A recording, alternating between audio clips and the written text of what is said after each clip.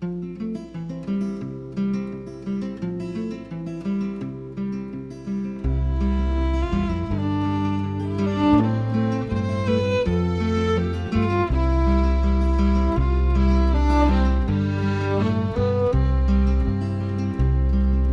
wake up in the morning to the quiet of the cove and hear Aunt Bessie talking to herself,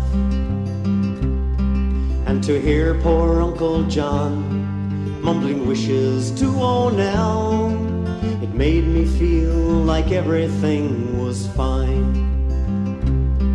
I was born down by the water, it's here I'm gonna stay.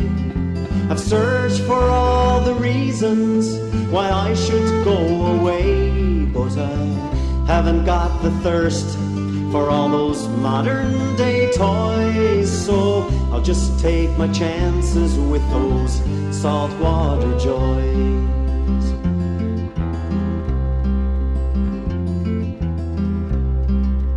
Following a little brook as it trickles to the shore in the autumn when the trees are flaming red, kicking leaves that fall around me, watching sunset paint the hills, it's all I'll ever need to feel at home. This island that we cling to has been handed down with pride by folks who fought to live here, taking hardships all in stride, so I'll compliment her beauty, hold on to my goodbyes, and I'll stay and take my chances with those saltwater joys.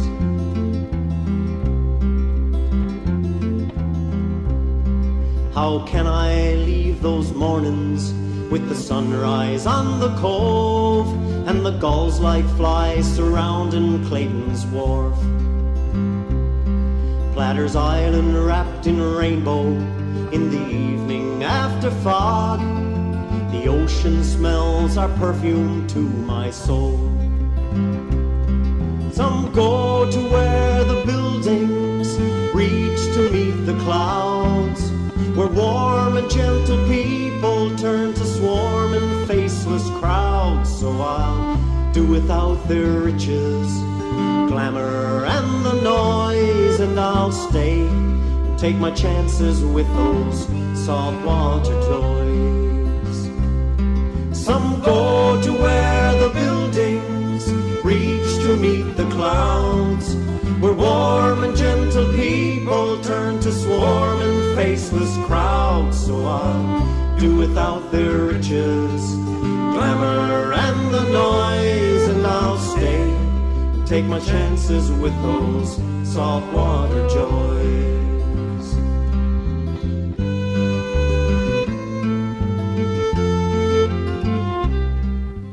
Good evening and welcome to This Week in Review. Tonight in our stories we have World Lions Day, Seniors Club, Fire Prevention Week. Please stay tuned for these stories after this. Try your luck and play TV bingo on Wednesday, sponsored by the Lions Club. Cards are 6 for $5 and can be bought from any member of the Lions Club or in most stores around town. On Monday night, the Lions and Lioness hosted World Lions Day. Paulette Ann was the MC for the evening. The evening started by the sitting of the oldest male, Mr. Donald Berridge, and oldest female, Mrs. Pearl Warren. Reverend Vella said grace, and the Lion and Lioness served supper of a hot roast beef. After the supper was finished, the Id table was introduced, and cake was cut by Mr. Berridge and Mrs. Warren. Reverend Charles, we have Mrs. Charles. Then we have Mr. Don Berridge, our oldest gentleman. And next to Mr. Berridge, we have Mrs. Warren, our oldest lady. And then next to her, we have Vice President Maxby, followed by Reverend Vallis and Mrs. Vallis.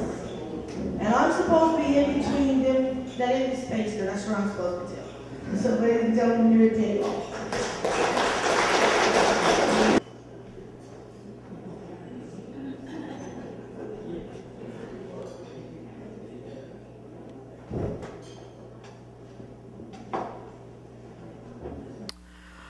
Lion President Max Pink then got up and gave greetings from the Lions Club.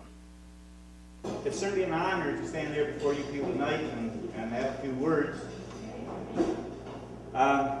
Good evening to everyone, especially the special guests, seniors. It has been said that the Irish community can be measured by how it treats its senior citizens, and I have no doubt in my mind that's a very accurate statement. If this is true, I believe the Lions and Lionesses are showing the heart of this community and becoming better people themselves for doing it.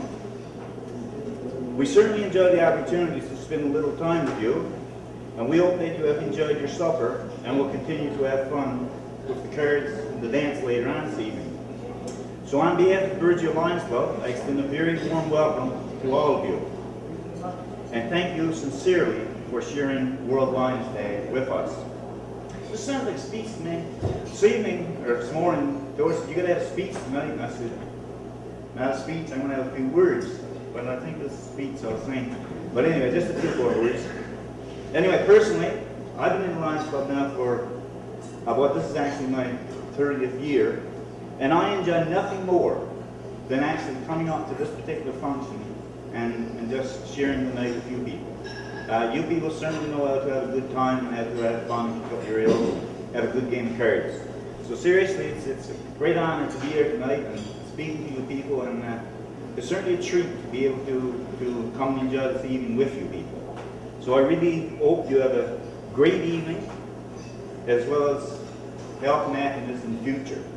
And I have a couple of jokes, Reverend Child, I'm going to share with them, because I know if I'm going to get any fun, it's going to be before he speaks. So anyway, here it goes. Those two elderly women were in a beauty parlor getting their hair done. We unlocked a young chick, I guess most of you know what a young chick would be, with a low-cut blouse that revealed a beautiful rose tattooed on her boob. One woman leaned over to the other and said, "Poor thing. She doesn't know it, but in 50 years she'll have a long stem rose in her hanging basket."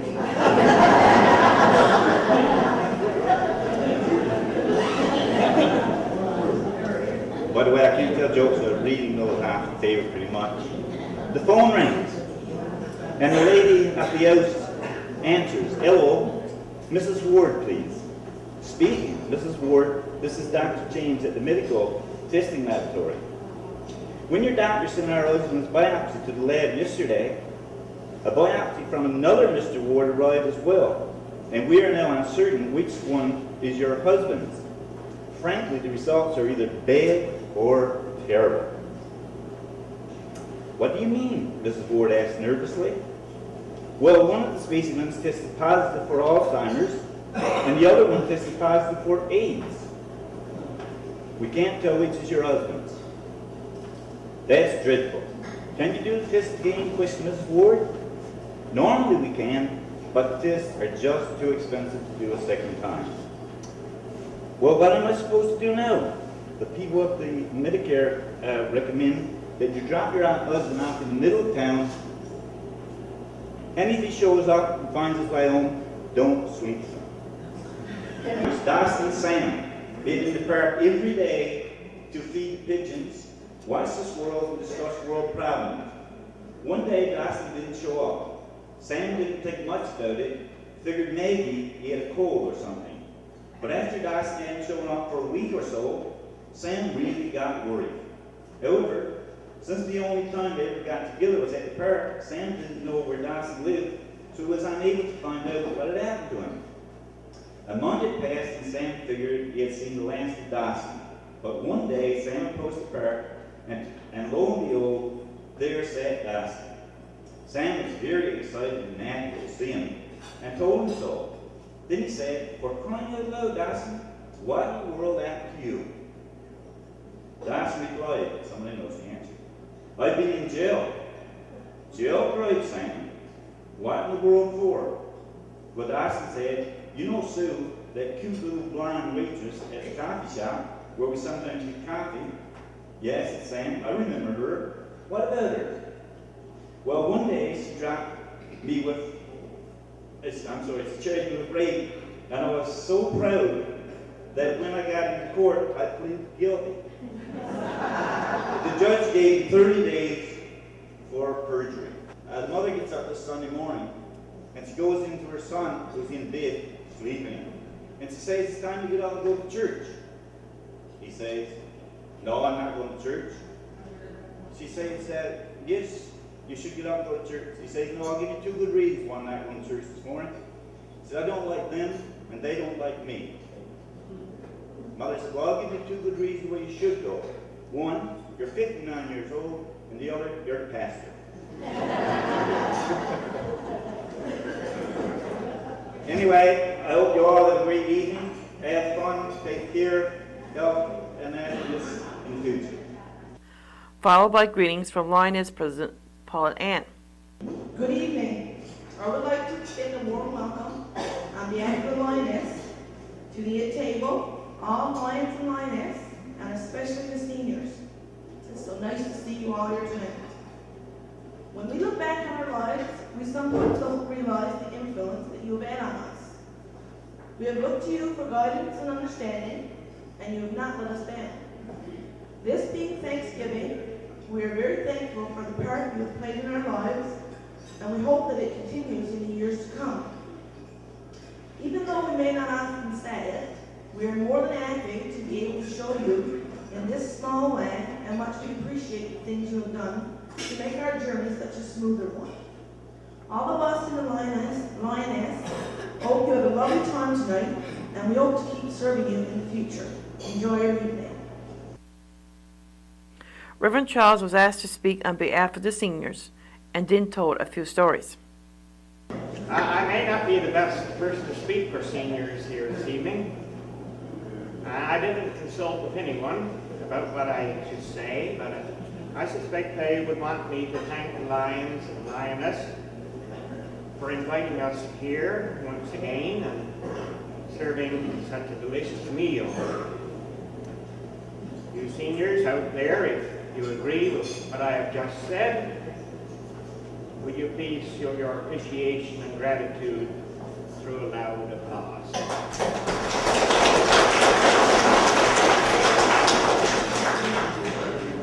There, I've spoken on behalf of the seniors.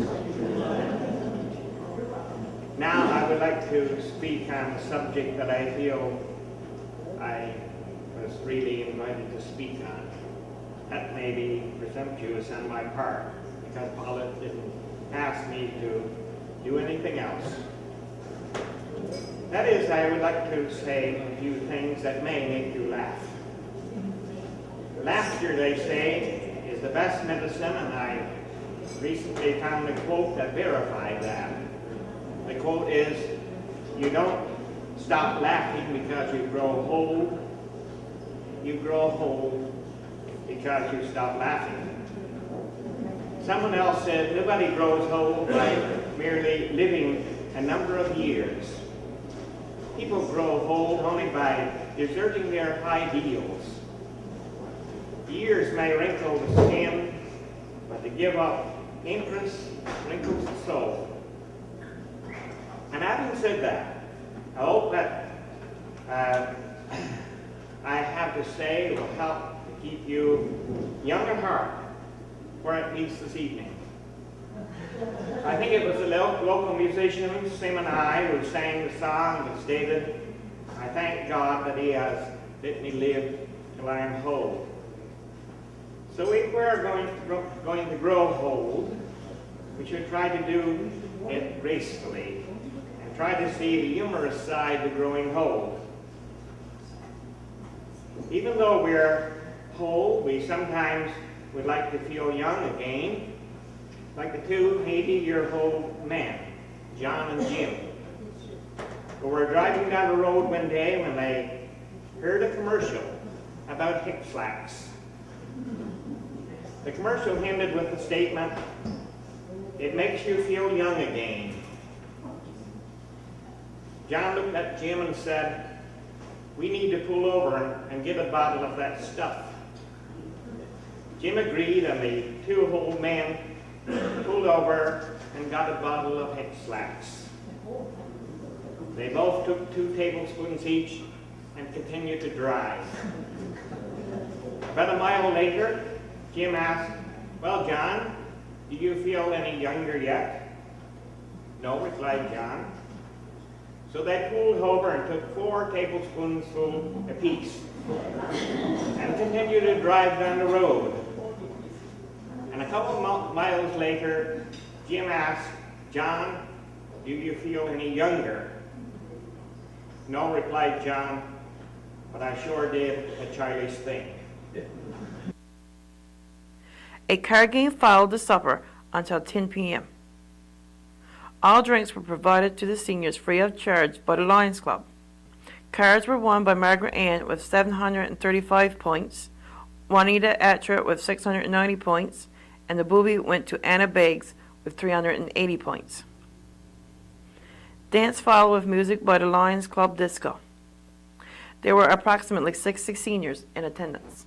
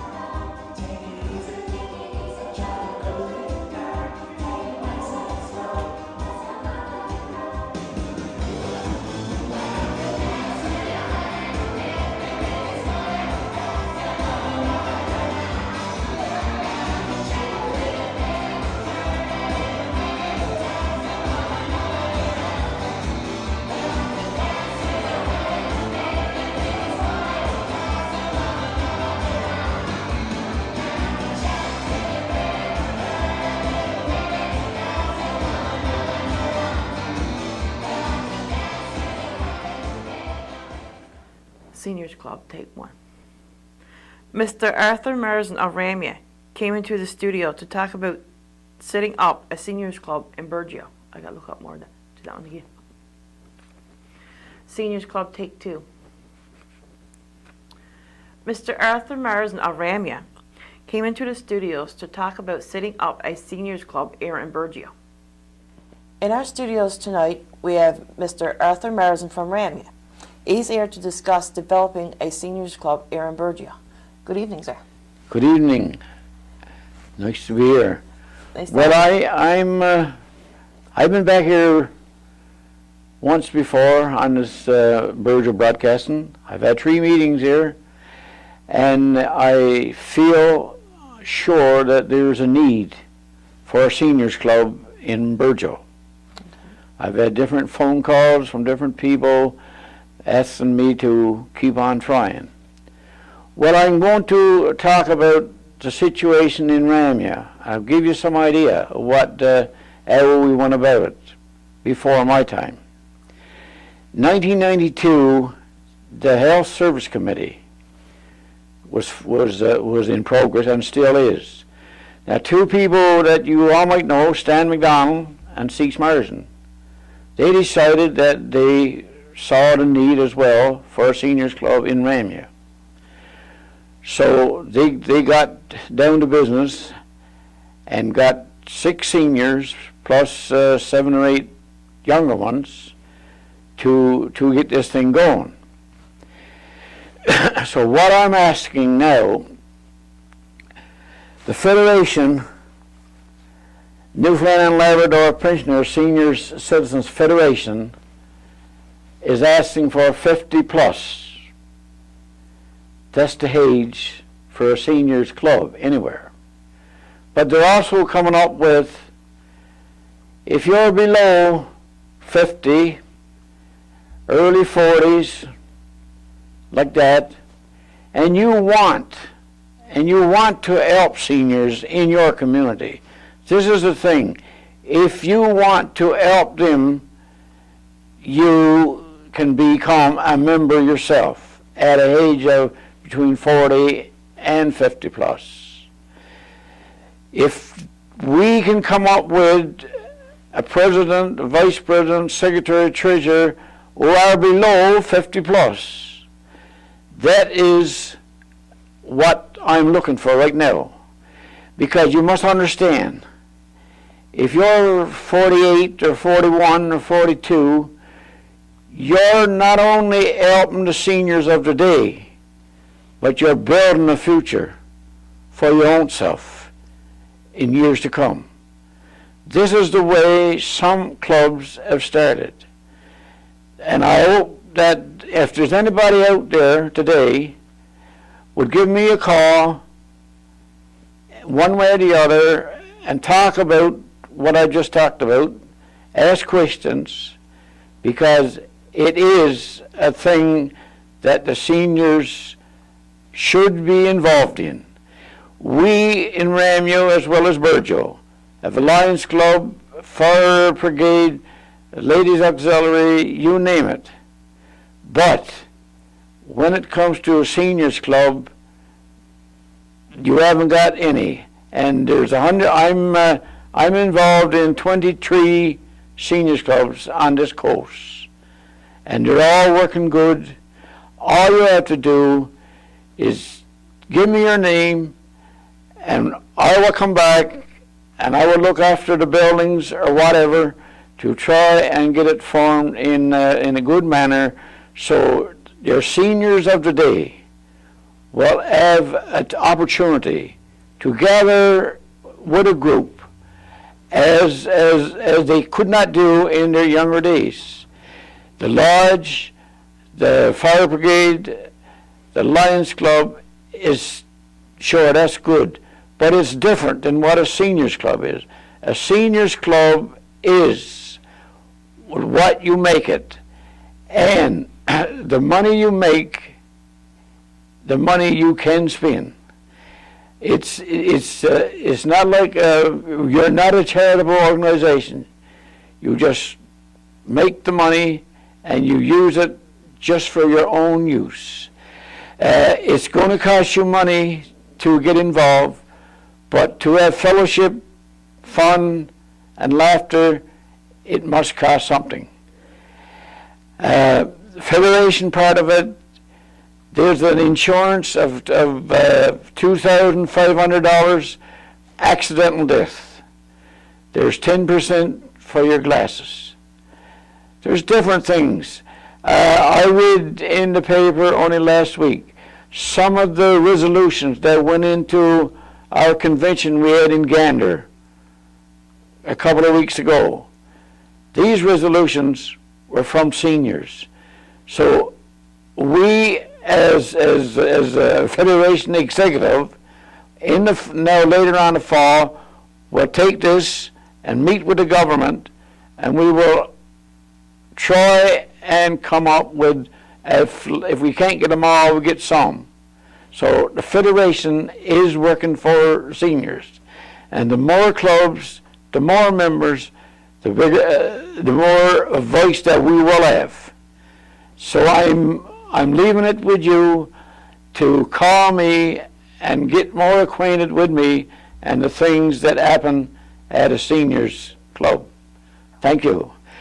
Before I sign off, I want to say also that I have been talking to the Minister of Transportation, and this building that will be on Bridger Wharf is going to be there before the fall is in. Their fiscal year ends the 31st of March, and it will be completed before that. Thank you. So what number can we call you at? 625-2555. Okay. If you can use, I'll give you my cell phone, 886-8280. 280. I wish you well, and I'm open to get back here before the end of my year. And my 4th year will be up there in November, and after that it's between the clubs and federation, because we're up for election. Thank you.